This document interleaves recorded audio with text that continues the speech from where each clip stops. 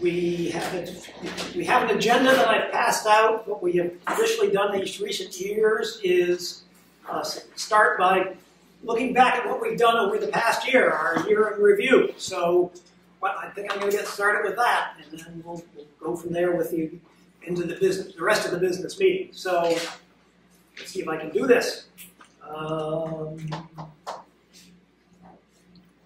Do I push to move this? Aha! Okay, so we started, our first outing of the year was May 5th. It was over in Charlestown, New Hampshire, which is where the road began, or ended, depending on your point of view, I suppose. We hadn't been there in a number of years. I remember going there 20 years or so, and we thought we ought to go back. And to do that, Lonnie, let's say, who could not be here today, did a lot of the historical research, and he and I did. We met with folks from the Charlestown Historical Society, and as with many local historical societies, they were a big help. And we planned to do a car tour of parts of the markers. We were originally going to stop along the way, as we often do, and discuss history of some of the markers, but it ended up raining that day. At the beginning anyway, so very conveniently, the Charlestown Historical Society does have a building in downtown Charlestown, and so we started the day off inside, and as you can see, we had a pretty good crowd, and we sort of did an overview, and then we proceeded from there with a car tour of the markers. The map of Charlestown is over on the right, and the village is down at the southern end of that picture, and the road proceeded northerly, as you can see on that green line from our Crown Point Road marker book.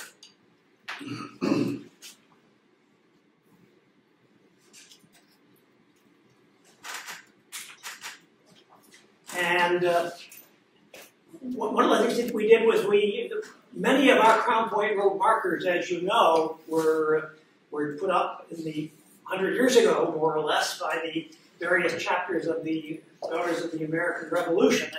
And indeed, that's what happened in Charlestown. And we got in touch with the local chapter of the DAR in New Hampshire. The original chapter was the old Fort No. 4 chapter, but like many other DAR chapters, that's now defunct. But the regent from the area came over and provided us some information. We were interested in finding out some of the history of these markers, at least that's one of my personal interests, and the daughters provided us with a book from the history of the chapter. I got to take these off now.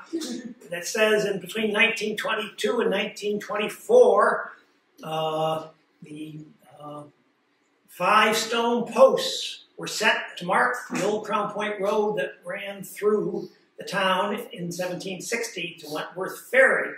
The cost was nearly $140. Whoa!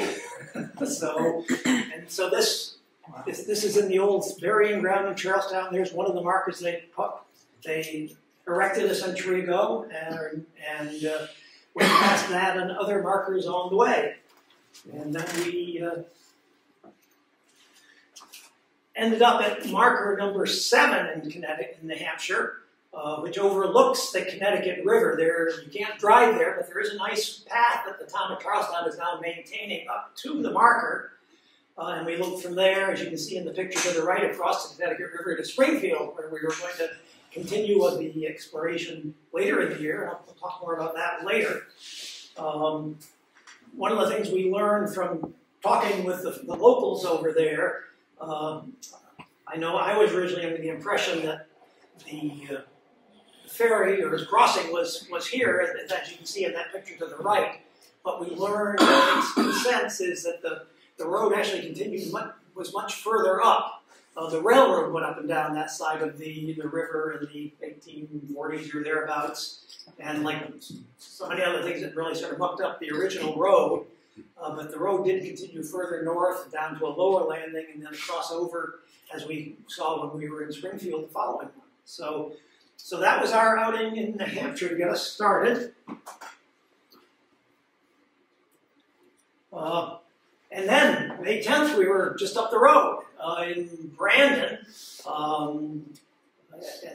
As you may know, our wonderful treasurer, Whitney Christie, works at the Otter Valley High School, where Michael also taught. And they have a class, it's called the Moosaloo Center, which is an alternative class, I guess, that focuses on outdoor studies. So Whitney had the bright idea, wouldn't it be great to talk to them about what the original settlers were like settling here 200 years ago along the Crown Point Road and the Otter Creek. Our other trustee, Barb Drukova, who could not be here today, is a teacher by profession, and she jumped into it with both feet, and so the two of them presented. I had a nice presentation inside, and then we went outside. Hawk Hill is behind Otter Valley High School, as many of you know, and we went up there with the class, and Joshua Hart, am I saying that right? Mm-hmm. Yeah, is the teacher. He was there with his other teacher whose name escapes me. But we went into the June Cemetery where we talked about some of the early settlers that were buried there. And Bill Powers knows a bit about that, right? I know it very well. You know, we have a descendant of the Junes there sitting here and listening to your presentation. All right. Ivy, where are you? Okay, there's Ivy. So, and she's still alive, so that's good to know. So we talked about some of the early settlers who were buried there, and there are actually some cellar holes up in that hill from the first settlers. It's not far from Otter Creek or on the Crown Point Road on the other side, so we did some walking out there. So that was I thought I was very happy with that. Whitney, that was part of your project. Any other thoughts or comments on that today? The other teacher was Mr. Peduto, who has since retired. Okay, He was a math teacher. Okay, well, good. Well, I think it was a great idea, and hopefully the students enjoyed it and learned something. And we had a lot of fun. Yeah, it was. It's always fun to be outside talking about history, right?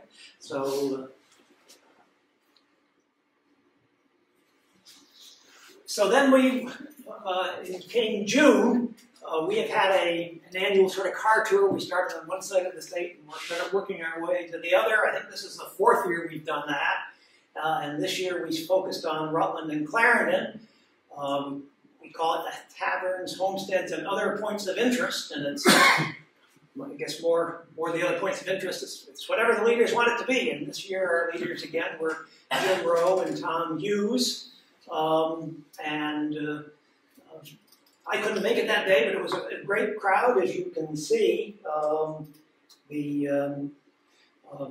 couple of the photos. The photo on the left here is the photo of the Green Mountain Boy statue that was put up by the Ann Story chapter of the DAR in 1915, and then the large granite structure on the, I guess it's granite. On the right is the marker that the DAR put up, I think, around 1900 or 1901, commemorating the site of Fort Rutland, which was there in 1775 during the American Revolution. So again, you can see there was a large, attentive crowd. We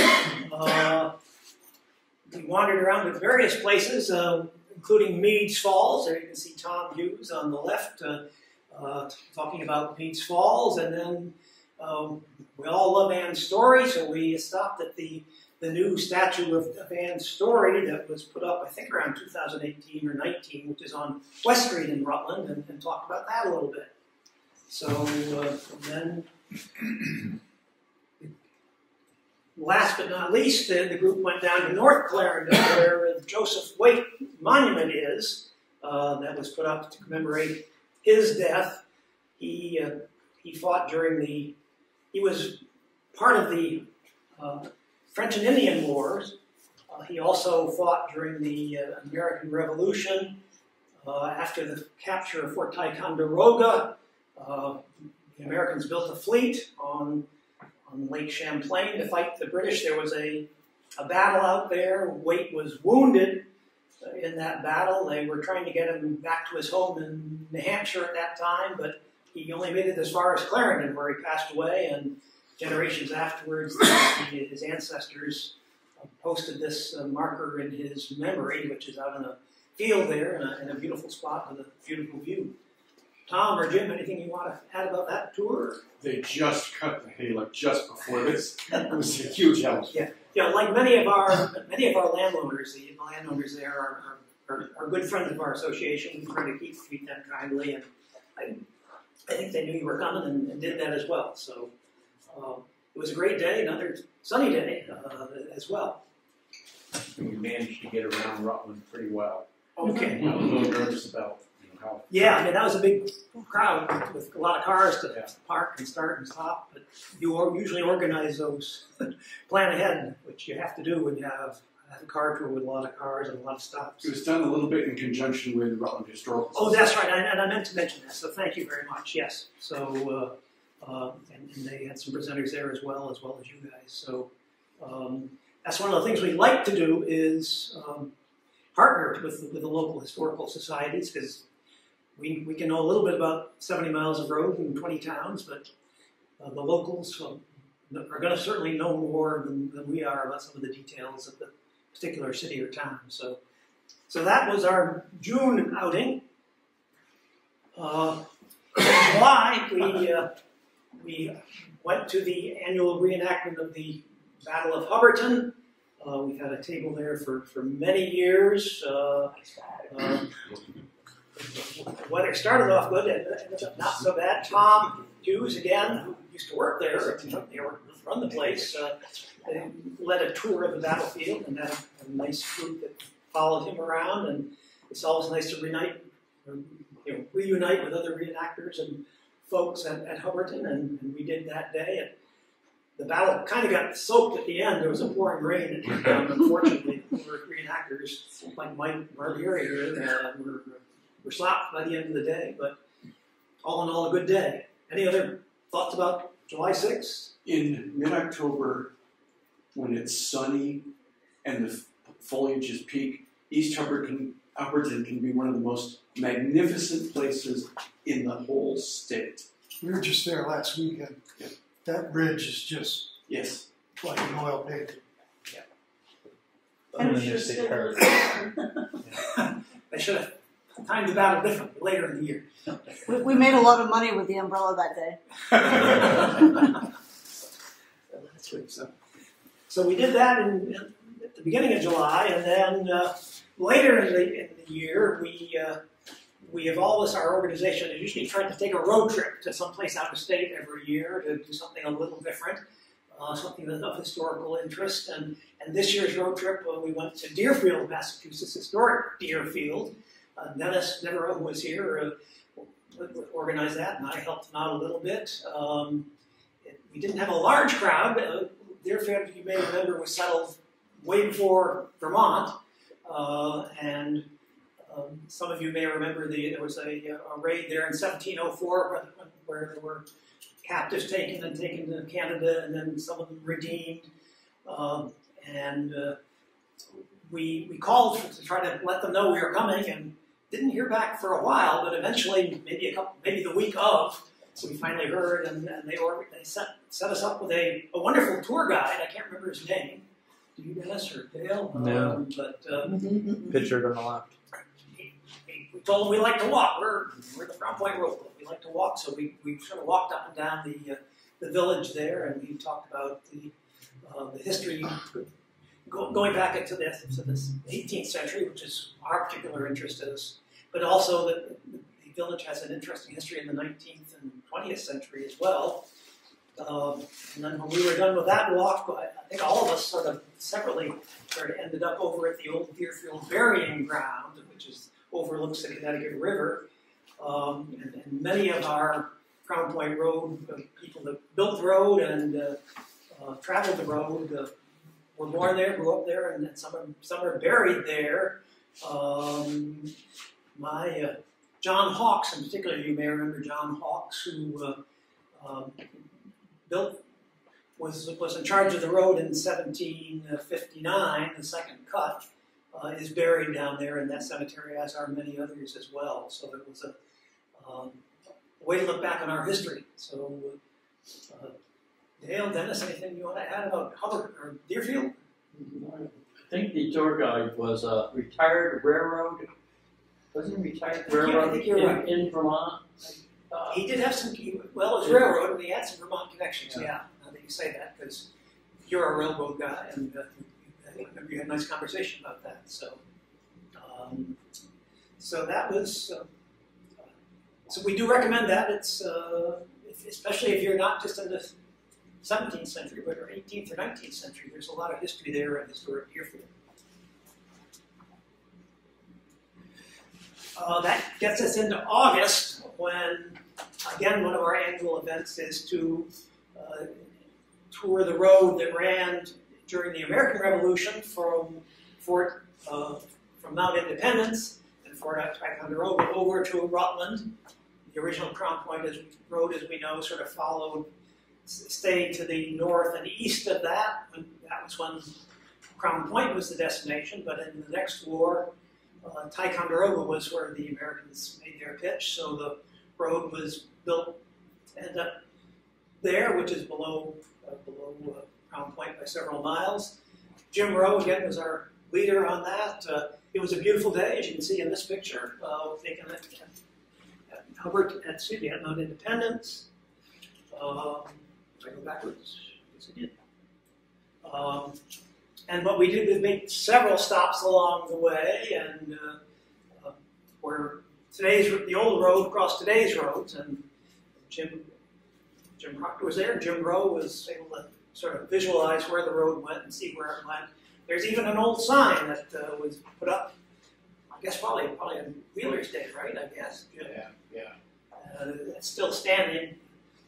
It's the only metal sign that Wheeler placed that's left along the roadside, but in Benson there's one out in the middle of the woods.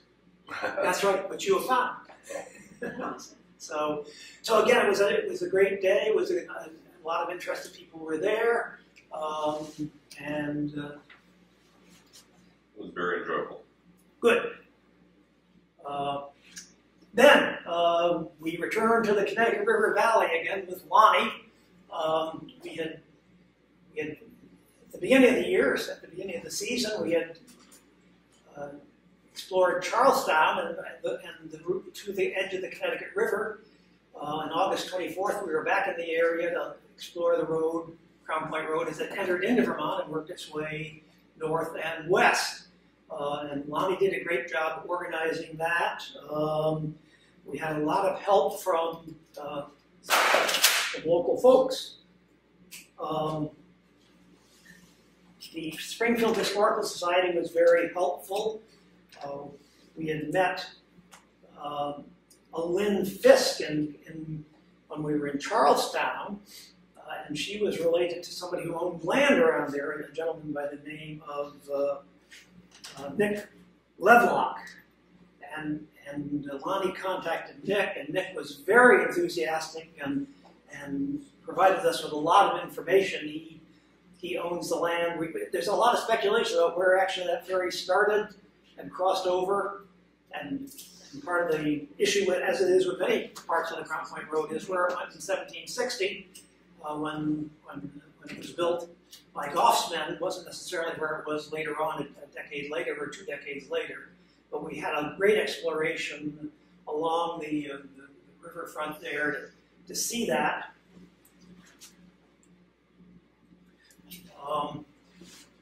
One of our first stops was here along the old Route 5. I guess it's old Route 5, but it's the current Route 5 as well. And you can see us lined up to inspect a couple of the markers that are there. As you know, the Crown Point Road Association has numbered the markers for our convenience, and marker number 1, which is the bigger one, was erected by the General Lewis Morris chapter of the DAR, which was based in Springfield, and that was put up in 1909. And next to it is another stone post, which is engraved Crown Point Road 1760. And while we have dates on most of our markers and when they're placed, we don't have one for this. Our book indicates it was placed by Daniel Gill of Springfield, who lived from 1796 and died in 1886. So it obviously was put up not in the 1900s, but in the 1800s. We do have the marker up in Stony Spring, I guess, Stony Creek, right? Camp Stony Spring. Camp Stony Spring, which is, that was 1860, I'm pretty sure. So I don't know whether this one is older or not. One of my projects is going to be trying to figure that out. So, so that was one of our stops. And we, up the road from that was the house that General Lewis R. Morris lived in. Again, that chapter was named for General Lewis R. Morris, and I'd heard that name for years and never really knew much about him, so I sort of made it my mission to find out more about him. I'm not going to bore you with it here. Michael liked it. It's great genealogy, very interesting stuff, and I'm sure you would have enjoyed it. He was Vermont's first U.S. Marshal. He was came from a very influential aristocratic family from New York and New Jersey, and moved up here. I think his family bought the land back from the New York grants, and he moved up here with his slaves, except you couldn't have slaves in Vermont, so they were servants, and lived here, and the house overlooks Sketchwog Mountain to the west. This is a nice picture of it taken from that road. The Crown Point Road passed through this gap to the south of Sketchwog. It's pretty obvious. In the middle, you can see some ledging, which so-called Tory Cave of Springfield lore was found. This was back during the days when Vermont was an independent republic, and around 1781 or so, there was a Tory by the name of Shem Kempfield who was hiding up there and was hoping to maybe attack the residents of Springfield when he was caught, and that was averted. Very interesting, the Springfield Historical Society was doing a presentation a while back, and one of his descendants came and presented the rifle that he had. So that was, Mike, you would have enjoyed that. And, maybe you'll get over to see that. And this also was where the indigenous people lived, going back 10,000 years ago, along the Connecticut River here. And of course, they lived also on the Lake Champlain side. But there have been many excavations in recent years of this area, and again, they do have remains of settlements going back 10,000 years. So we weren't the first ones to use the Crown Point Road. It was here before us. And I want to point out that house is a brick house. The General Lewis Morris house, yes. Okay. With clapboards on the outside. Yeah. Any relation to the signer of the Declaration? Yes. It was an uncle, perhaps. Yeah. So That's probably why he was a general.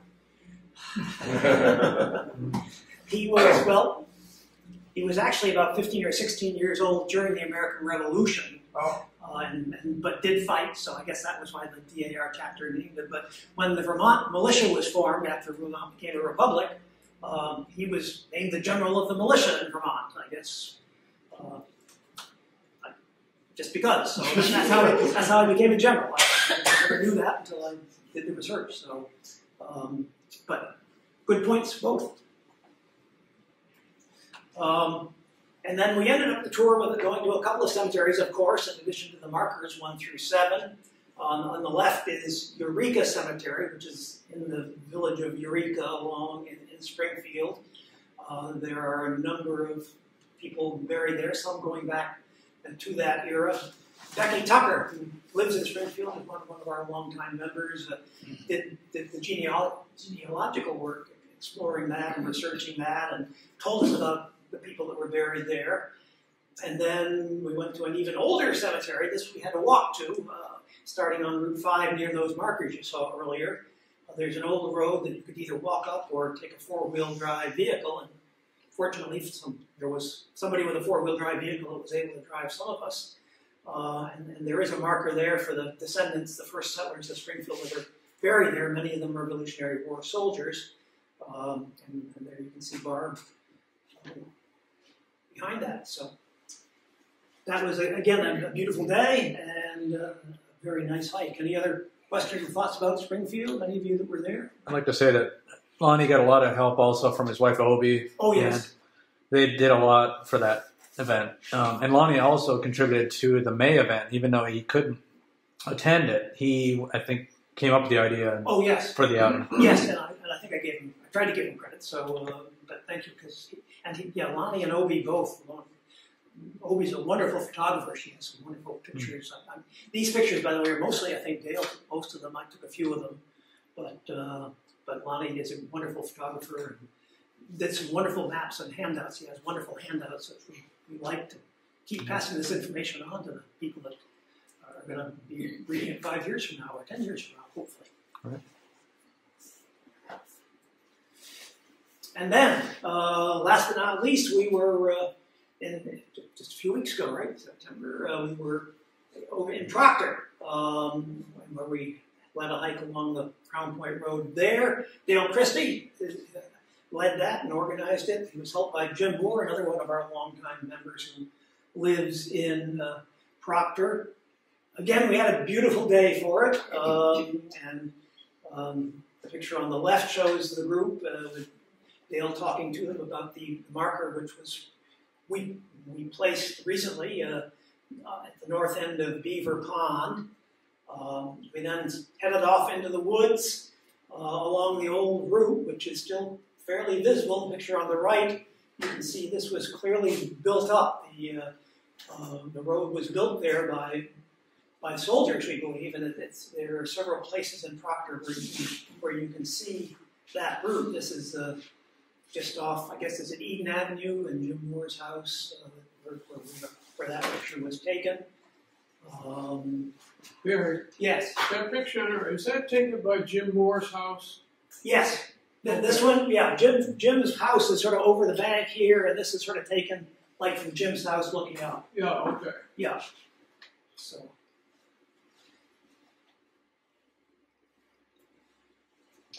So here we are, again, hiking the Crown Point Road in Proctor, and again, this road, it looks pretty visible even today, the remains of it, and if you're attentive even, you can even find a sign that says Crown Point Road up there. So that was placed there, who knows how many decades ago, and it's still there, still pointing the way. Again, we had a beautiful day, it was a beautiful hike. One of the destinations was Shelter Rock, which is a fairly steep abutment there. And Dale, why don't you explain what Shelter Rock is and its significance, if you would? Well, I don't think many people really know for sure, other than it's an overhang where you can take shelter, whether you're I don't know, homeless or just hunting, but as far as what it was used for, I don't believe anybody really knows. It's just a local landmark that has become known as Shelter Rock. And I can imagine being a Native American or somebody hiking the Crown Point Road back in the day, seeking shelter that has a southern exposure, so you can sit into that rock and really bask in the sun, and that sun heats it up very nicely. So, is Shelter Rock mentioned in some publication? Not that I've ever seen. Pardon? Not that I have found. Okay. Are you aware of it? No, I never heard of it. Yeah. But that doesn't mean anything. Well, but it is along the route that, I'm not sure it's right on the route, but close enough that if you were going to camp for the night or take shelter from the storm, you might well want to go up there and do that. I'm sure people took advantage of it. And last but not least, we like history, we like local history. It doesn't have to be back in the 18th century. Dale ended up the hike by taking us to a site of what once was a 50-ton crane, which the Marble Company was using to move its marble from the quarries in the Beaver Pond area. The picture on the left shows it in its heyday. And now you have to bushwhack to get to it, but we did, and the picture on the right shows some of the remains that are there today. So that was a kind of a surprise little bonus to our hike, and as they say, we love history of all sorts. So, Is that a foundation or just stock that's been piled up? It's remaining stock, and they look small in a picture. Many of them are, if you look closely at the picture on the right, you'll see a person standing on top. That better shows the scale of those blocks. Those blocks are potentially 20-ton blocks, all stacked up that were ready to be sold and just never were. And some of them, I would say, are 6 feet by 8 feet by maybe 3 feet tall. I mean, they're humongous blocks, sort of like what's seen in the left picture. You had the one picture there. The block was labeled, what, 46 tons? Yes. Yeah, that one might have been 10 feet long or something. Yeah, that crane was, according to one person, the largest one in the country at the time. I haven't seen that in writing, but that's what I was told. But it now is completely rewilded and wooded, and what you see now on the left is all woods and swamp, and some of the infrastructure that was built by the company for that crane are still there. There's a large drain that's still draining that area very well, and you can feel and walk where maybe the railroad tracks were, where the crane rode on two long parallel tracks about 120 feet long. It was quite large. I mean, the scale of it was substantial. Yeah, it was very, very interesting. And thank you, Fidel, for finding it and sharing it with us. What's the date of the crane picture? Early 1900s. The crane operated from maybe the 19-teens into the 1930s. Oh, okay. So that could be the 1920s or so. The Florence Road, where it exists today, is on the far left. Yeah, I would say 1920s. Is that a brook on the left? It's not a brook, no. No? Okay. It's just below the Florence Road, there's a little swale there. So that ended our outing this season. And what we're going to do, this is the end of a year for us and the beginning of another year. Once we get done with the annual meeting, our trustees will get together. We're looking ahead, and we'll try to figure out where we'll go and what we'll do, and that input would be interesting. Jim?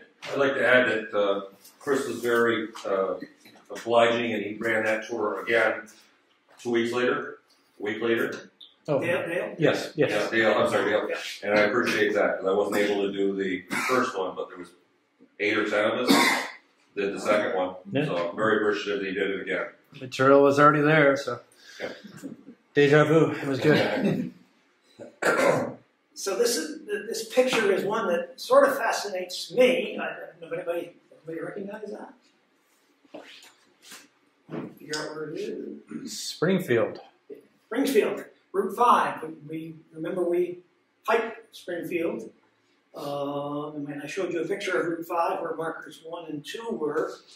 This sign was somewhere to the south of that. And I guess in my meanderings, I came across a picture of it and was kind of fascinated about it and wanted to find out more.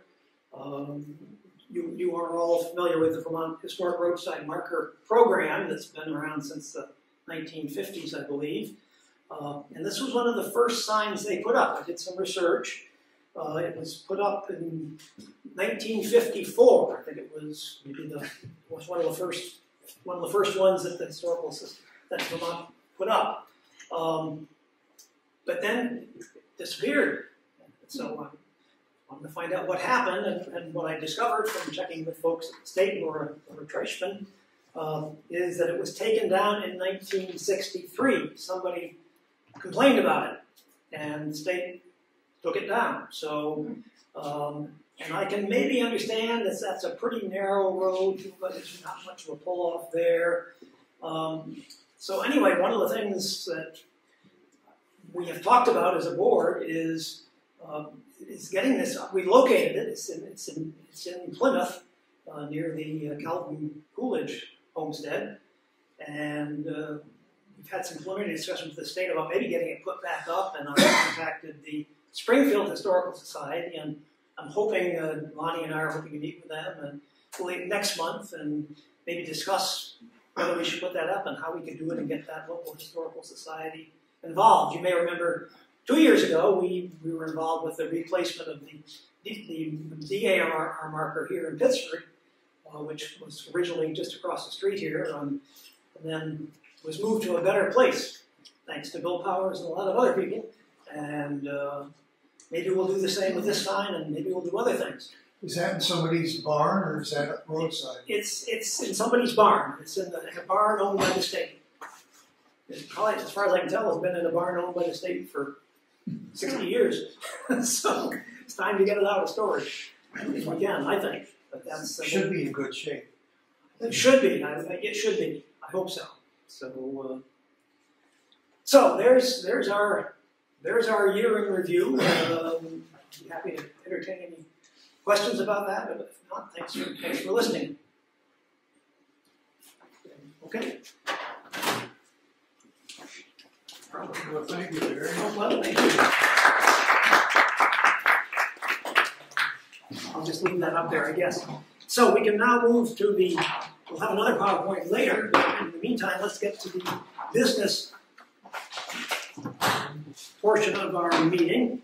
I've done the year in review. We will want to hear from our Secretary Dale with his report and our Treasurer Whitney. Dale, why don't we start with you? And I think you've passed those out on the tables. Yeah, if anybody needs one, holler. Give you a quick overview. Our active members continues to do well. Very stable. Got some inactive members, but once in a while they remain inactive for a while and then come crawling back and bribe us to take them back. But I think we're good regardless financially, and I'll let Whitney get into that.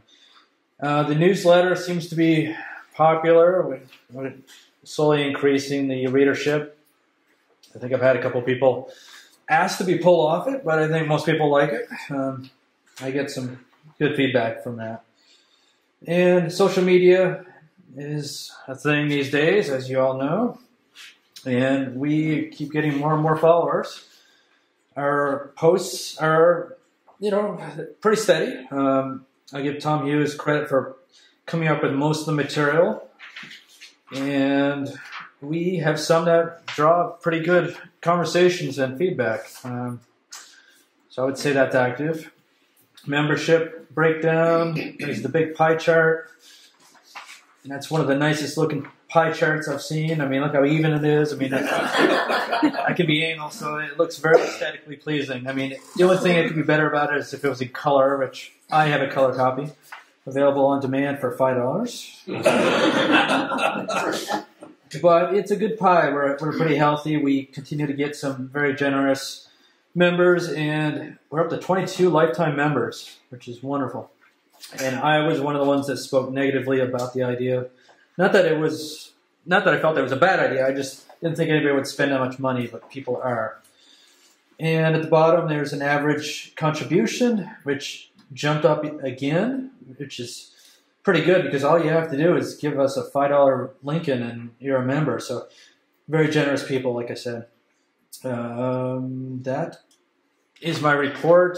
I left some gibberish on the back in case anybody wants a refresher on some historical document that I did not write. And that's it, unless anybody has questions. Approximately how many members are there? Approximately. Active members, we're up to 158. 138, sorry. Yeah, 138. Not quite as many at the outings as we'd like, but so active is a little misleading, but yeah, we got a good head count still. Thank you, Deb. Questions of our secretary? Do we have to have a movement to accept it, or? All right, I'll entertain a motion to accept that report. Second. All right. John, are you making the motion or? I'll second. Okay. Did I hear somebody make the motion? I'll make the motion. Okay. Okay. Cart before the horse. Yeah, okay. I still want to be a leader. Secretary has that. And, Any discussion? If not, all in favor say aye. Aye. Opposed say no. And Dale, thank you for all you do. Your newsletters, I don't know about anybody else, Thanks, but Roy. they give us just a ton of information. His newsletters, but also not being able to get to the events, having the videos, really helps me keep connected. And so I think it's just absolutely fantastic that there's that aspect, and I think that'll also inject us more into the community as people access more and more. Agreed, and yeah, that takes a lot of time, and Dale, thank you for putting in all that time and technology Thank too. you. Well, this, I could have the time, but I'd be spinning my wheels. So it's good we have somebody who knows how to do this stuff. So. Treasurer's report, Whitney. Hi. So last year we ended the year with 29,002. This year it was 29,008 with about a $605 increase, which is nice. Probably half of that was from the umbrellas back in Hubbardton. But yeah, we're doing pretty well. On the other side of the report is a breakdown of the income and expenses that we had. There is a line item for end story, in case anybody happens to notice that. That's actually technically sort of not us. It's a separate fund that we're taking care of. So in case anybody wondered about that. But otherwise, any questions? Ask. I love the 83-cent gain in 2015. Yeah. I make a motion that we accept the treasurer's report. All right. Second. Ron seconds. Thank you for coming. Any discussion? If not, all in favor say aye. Aye. Opposed say nay. Motion carries. Again, thank you. And again, there's a lot of stuff that the treasurers have to do that just doesn't get noticed. But all you do behind the scenes is appreciated. Thank you. So I've got a slot for old business and then new business. So I don't know if anybody, I'm not sure who has old business or new business, or bring something up and we can talk about it.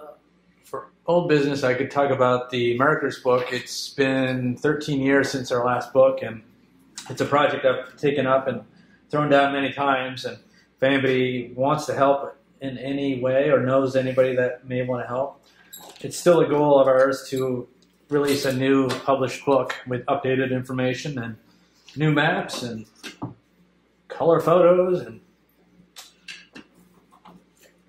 yeah, no, it's agreed. Yeah, it's a great idea. Anybody here interested, raise your hands in helping on that project. We'll be happy to get in touch with you. And it's going to take, I'm sure it's going to take a year or two. Okay, there you go, Dale.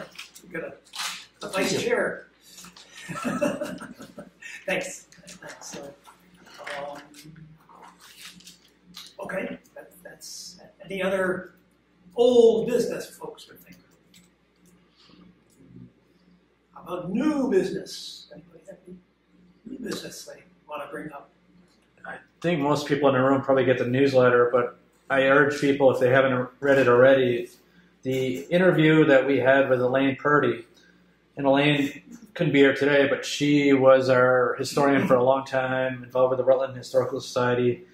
And we asked her, as a group, the board came up with a list of questions, and she spent a lot of time evaluating those questions and gave really good answers. And I think it's very good. I mean, a lot of the information is not just about the Crown Point Road, but just good history, information, advice, wisdom. And I think if anybody doesn't have that to read, let me know, and I could get them a copy to read. But that was very good of her to do that, and wanted to give her compliments. Yes. And praise. Compliments to you to organizing it and putting those questions to her. And she certainly took some time to give some very thoughtful answers, and I learned a lot by reading them. So if you didn't notice, go back to that last newsletter and take a look at that. Thanks. Mm-hmm. John. I just want to say it's really comforting to see people coming together in the interest, 138 members might seem not very much. I was a member of the Adirondack chapter Archaeological Society down in Fort Edward. That's going belly up. And that's sad that a historical society has bitten the dust. So we're soldiering through here, and I think that's very encouraging. And I think very important also that we keep history alive. And so I just want to say for everybody involved, let's keep it moving forward, because every one of these historical societies that goes by the wayside, there's a bit of our history that will be very hard to be reclaimed. So this is very important. Yeah, to add to that, John, I think not only are we still active, but we actually have some money, and a lot of nonprofits don't have money, so we're doing pretty well. That's you're preaching to the choir here, but we all know the song. Well, it just so people don't think this is just kind of a useless act. I mean, it's very, very important to keep our history alive. And so coming together like this is something very important in today's culture, because history is just forgotten. I just wondered, I know Tom's on the 250th commission there, and next year we're planning some stuff. Is there opportunities for us to latch on to some of the things that are going on in the area besides sport time? I hope so. The commission has 15 members. There's a vacancy now, so if you're like a full-blooded Abenaki, they want you. The people that qualify usually are so pressed to, be the Indian, representative on so many different things that they don't always last long. So anyway, the commission has operated for like 3 years, and we're about to unveil our website. It's going to look familiar when you see it, because state-issued, state-created websites have to follow state design or something. So that'll be nice. They've come up with a book list for fiction, nonfiction, kids and adults. They've worked on inviting towns to, including Dennis's town, my town as well, to become official 250th anniversary towns. I'm not sure what that will flower into, but last I heard there were at least 3 dozen. They'd love to have all the towns. Those with a long memory may recall that you could do that during the bicentennial too. You could be a bicentennial town, whatever. So the commission chair is Laura Treichman, who for the last 11 years, I think it is, has been the SHPO, the Vermont State Historic Preservation Officer. So she's over the historic sites and National Register, State Register programs. She's coming to address the Castleton Historical Society this Wednesday at 7 p.m. The topic being, plans, thoughts, ideas for the 250th anniversaries.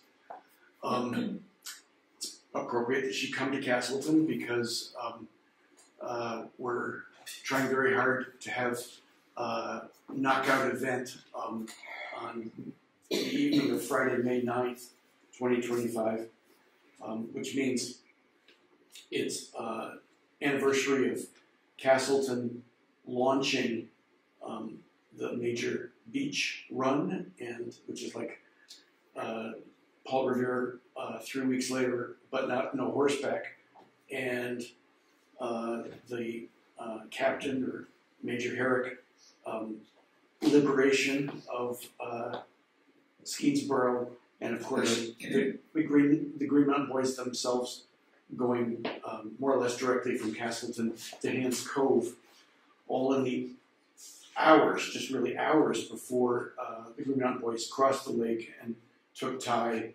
and due to rain, Didn't take till Crown Point, where they liberated even more cannon the following day. Thank you. People always talk about the cannon from Ticonderoga, and they omit Crown Point and all the lead that they found in the water as well. You're preaching to the choir. It's just so drives me nuts. It's a weekend, and so Castleton is Friday evening, Ticonderoga is Saturday, and Crown Point Sunday. Ticonderoga plans to do a 9 p.m. reenactment, which will undoubtedly have every TV station and thousands of visitors. They're doing it not at 3:30 a.m., but trying to get the beginning of dark at a more reasonable and convenient time.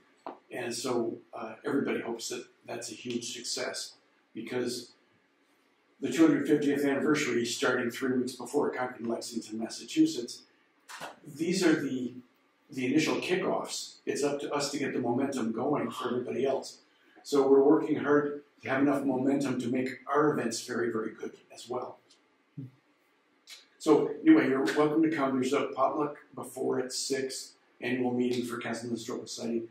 And at 7 p.m. this Wednesday, Laura will talk in the Castleton Community Center at Castleton Corners. The community center. Thank you for that update. Good. On the corners. North. Well, not at the gas station, but about a tenth of a mile east. Senior center. Yeah, the senior center, yeah. When you come Oh, on the way to Fairhaven. when you No, come the off other the way. ramp. Way When you come off the ramp and head towards Fort. Blue collar cars. Okay, It's where the police station is there, right next to the medical center. No, that's north. You want to go east. Think about toward Rutland and stuff from the corners. That's Route 30. And on the left, the sign says Castleton Community Center. Yeah. Parking in the back. Okay, east. Bring the leftovers from this potluck. My in-laws must be rubbing off on me. There you go. Directionally challenged. DC. Yeah. Ooh, Tom, east, yes. west. I can just throw one thing, connection with Crown Point Road and the 250, that more than likely the route that they used to get over near the lake was the Thai branch of the Crown Point Road. So it's a likely candidate for the possible route. And since we're throwing out the 250th, we decided to give Anne's Story her own anniversary date. So May 30th, 2026 happens to be a Saturday. So we seized it, and that'll be the great, anniversary, rededication, everything we can put together for Anne's Story in Salisbury. Excellent. Thanks to you and Rebecca and others that are working on that project as well. We love our Anne's Story. Yes, we do. Other? Yes. I'm Chris Carnival from Rutland Town. I don't know if this is the place or time to say this, but I have access and a deposit down on a Civil War era cannon that I'm trying to find a home for. I thought where I live at Heritage Hill might be interested, but they're not able to undertake that project at this point. Anyway, my deposit is only good for a few more days. If anyone knows a home where this cannon could go, the asking price is $2,000. There once was. It's for either 2 or 3 inch ball. It's about a yard long, the actual barrel. I think we beat that. Huh? I think my cannon will beat that. Oh, it's not a cannon by any means. It's just a little bump along thing to make a water hole. But anyway, there's a few days left before my deposit runs out. So if anyone wants to talk to me, please do. I'll talk to you afterwards. I know historically there was once a cannon in Proctor that was turned in to for the war effort, I think, and then it got moved around and never came back to the town. Just Camp Johnson. Is it at Camp Johnson now? The state. Food store. Well, West Rutland has a nice cannon, They do. well placed. Yes. And I've been in touch with the library, Rutland Historical, Chittenden people, John Russell at Heritage Hill, who built that development, to see if he might take any interest in it, but I have to move quickly. What's the reluctance? The money or the interest? Or both? Well, at Heritage Hill where I live, there's too many actual problems and issues going on. The board doesn't have time to deal with a new idea, and it's a forward-looking thing. I mean, it's no big deal. You buy it and you plunk it on your lawn or wherever you're going to put it. But so it's just not something that our board will take up at this point. Is it just a tube?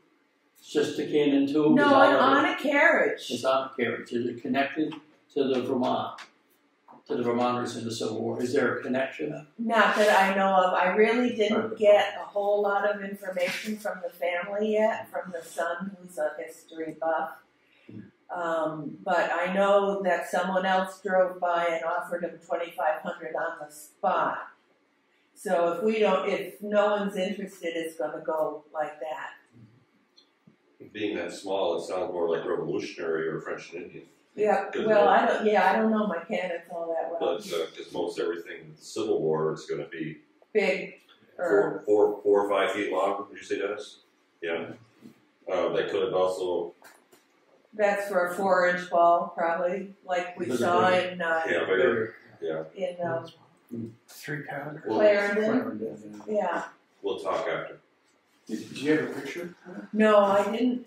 I'm just not that oriented to the phone yet. But I think the carriage has been rebuilt, obviously, and I didn't get up there with the microscope. So there's a lot I don't know about it, except I have $50 on the line, which is going to expire Wednesday. Okay, well, Thank you. thanks for the notes. We do have one other piece of business we need to take care of at our annual meeting. The way the bylaws of this association work, we have 4 officers, the president, who's me, and the vice president, who's Dennis, Secretary Dale, and Treasurer Whitney. And those 4 officers are elected in odd-numbered years. And since we're in an even year, those folks are there for another year. We also have 3 trustees who serve staggered 3-year terms.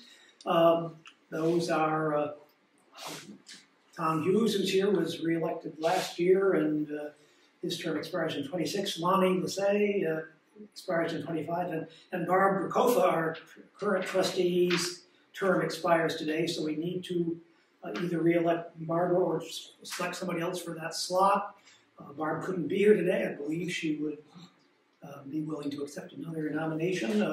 Maybe somebody else wants to get on our board, so nominate yourself or a friend if you care to. But I'll open the floor for nominations on that open slot. What are the 2 positions open? We have 1 trustee. It's a trustee who serves a 3-year term. What our board of directors typically does during the winter months is meet once a month or so and try to organize the outing events for the year to come. In the evenings or in the afternoon? Typically on weekends. We've been doing it on weekends just because some people work during the day and and we do have some major projects we have to work on. The book is certainly a case in point, and there are other things we can be doing as well. But and we only meet 3 or 4 times a year? Yeah, and we probably could meet more often, but yes, we typically meet through the winter to organize the schedule for the year and maybe get a few things going and then go from there. So. And the responsibilities of the trustee? I didn't bring my bylaws with me, but it's essentially to help run the affairs of the Crown Point Road Association,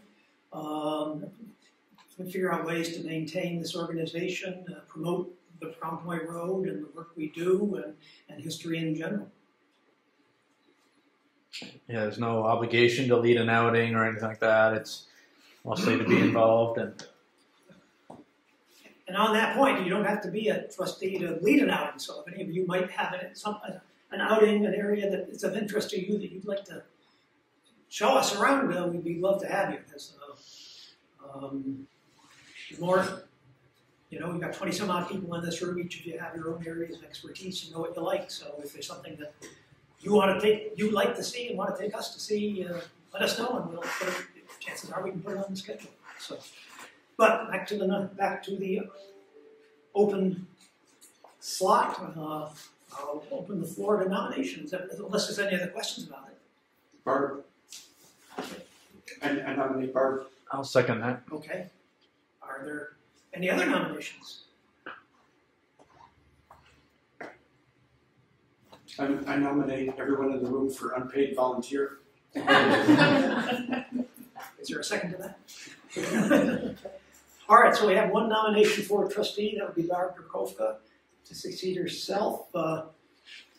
Hearing no other, I'll declare the nominations closed. All in favor of having Barb serve another 3-year term, say aye. Aye. Any opposed, say no. Okay. Anything else we should bring up at our business meeting? If not, I know you've all been waiting to hear from Mike McGuire. I think what I'm going to do, since I'm in charge, I'm going to say, well, let's take a 5-minute break because we have to